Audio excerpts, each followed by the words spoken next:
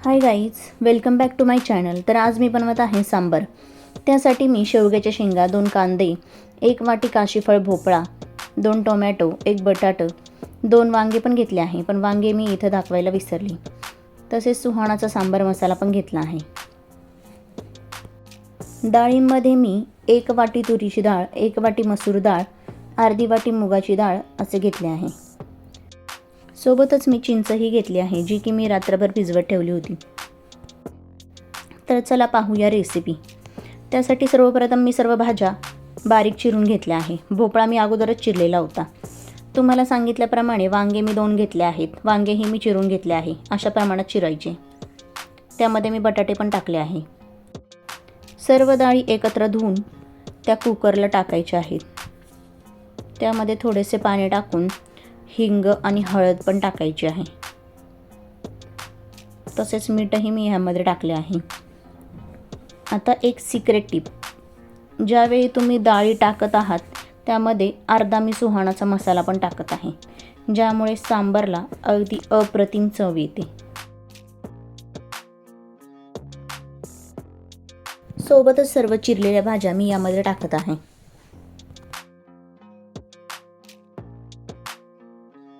यानंतर कुकरला 5 शिट्ट्या द्यायच्या आहेत, ज्यामुळे सांबर चांगले गाळ होऊन डाळीही छान शिजल्या जातात। सांबरला फोडणी देण्यासाठी एका कढईमध्ये तेल तापत ठेवून त्यामध्ये मी जिरे, मोहरी, कढीपत्ताही घातला आहे। कढीपत्ता घालाच तुम्ही, कारण की कढीपत्त्याने सांबरला टेस्टही छान येते आणि सुगंधही छान येतो। मला तर कढीपत्ता सर्वच भाज्यांमध्ये खूप आवडतो, त्यामुळे मी प्रत्येक भाजीत कढीपत्ता टाकते म्हणजे टाकतेच। यानंतर मी यामध्ये आलं लसूणची पेस्ट टाकली आहे। आलं लसूणची पेस्ट थोडीशी परतून घ्यायची। त्यानंतर यामध्ये हळद, लाल मिरची, तसेच राहिलेला सांबर मसाला मी टाकत आहे।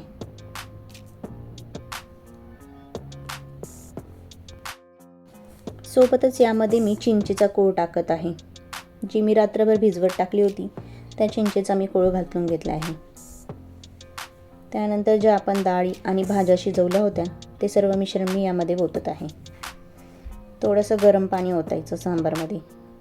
ही एक महत्त्वाची टिप, कधीही गार पाणी टाकायचं नाही, गरमच पाणी टाकायचं।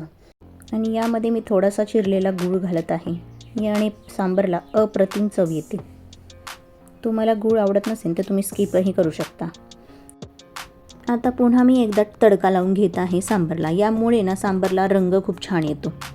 यासाठी मी एका तडका पॅनमध्ये तेल, मिरची, जिरे आणि कढीपत्ता याची फोडणी टाकली आहे।